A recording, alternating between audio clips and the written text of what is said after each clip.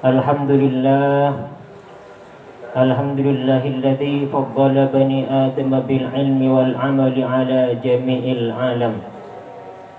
Assalatu wassalamu ala sayyidina wa habibina syafi'ina Muhammadin sayyidil arabi wal ajam wa ala alihi wa ashabihi ya nabi'il ulum wal hikam. Amma ba'du fa ya ibadallah ittaqullaha haqqa tuqatih wa la tamutunna illa wa antum muslimun.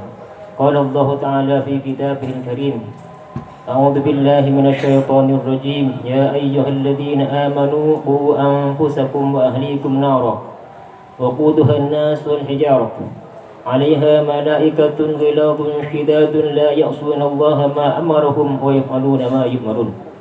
Wa qala Rasulullah sallallahu alaihi wasallam, istanzihu minal bauli fa inna 'amata 'adabil qabri minhu.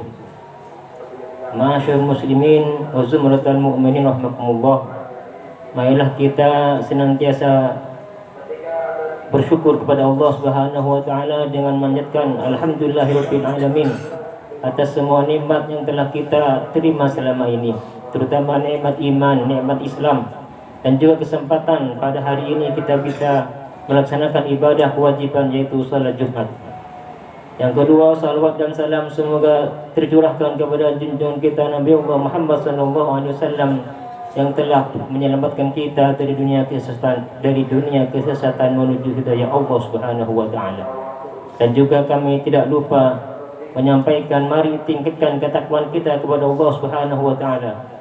Jangan melaksanakan semua apa yang diperintah oleh Allah dan menjauhi semua larangannya.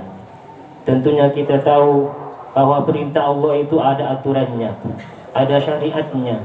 Kita tidak hanya sekedar melaksanakan perintah Allah Subhanahu wa taala, tetapi mengikuti semua peraturan yang ada.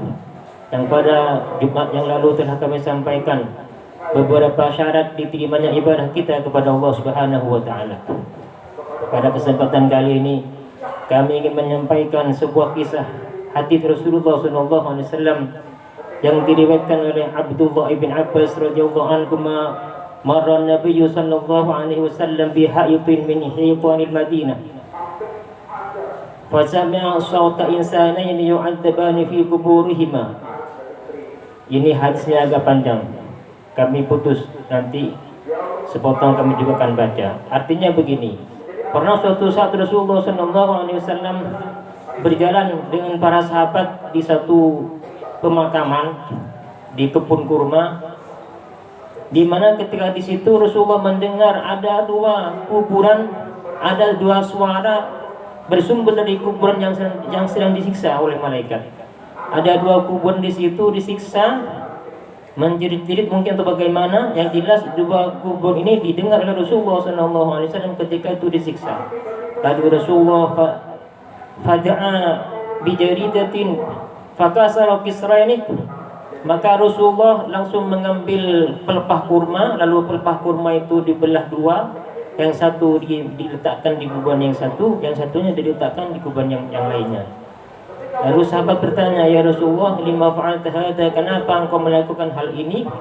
Maka Rasulullah menjawab, la'allahu ay yukhaffafu anhuma qabla ay yaybasa.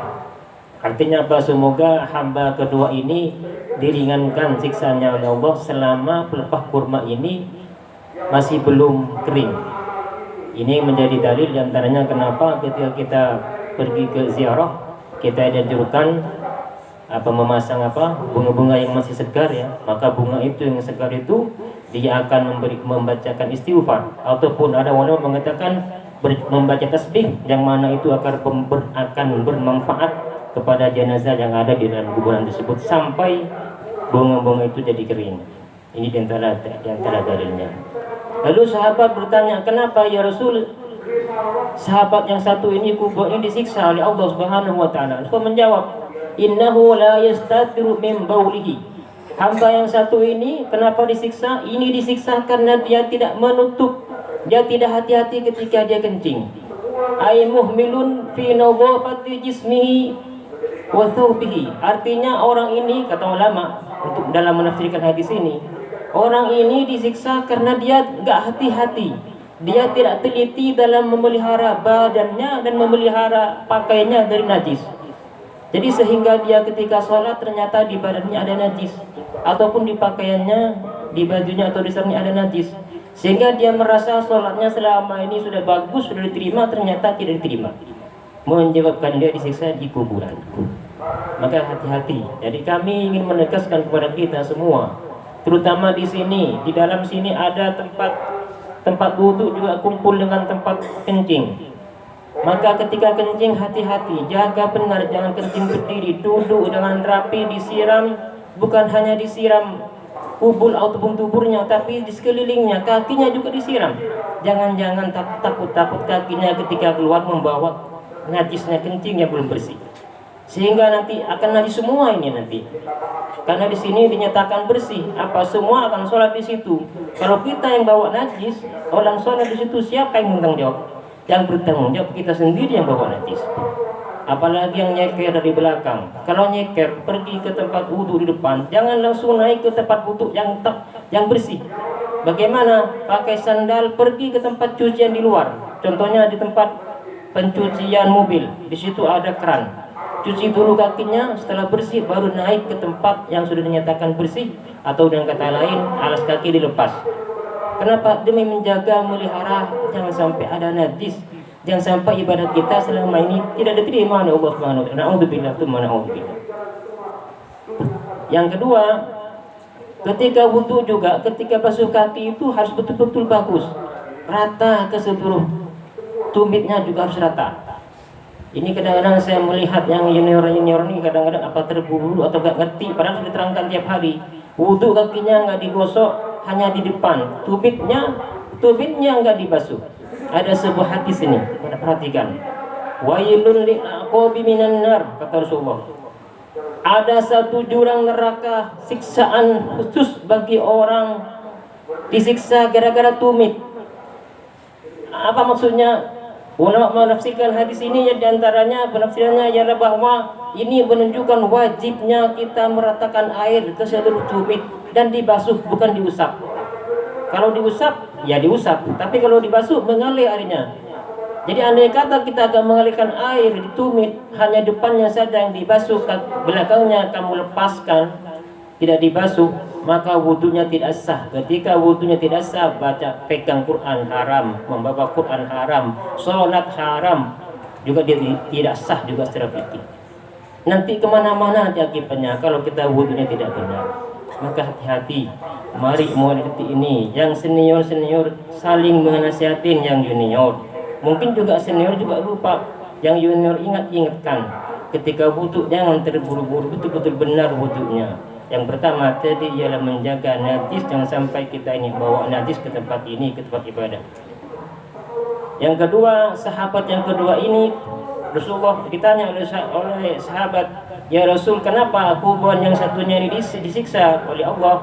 Maka Rasulullah menjawab, innahu yamshi bin namimah. Orang ini sukanya ngadu domba.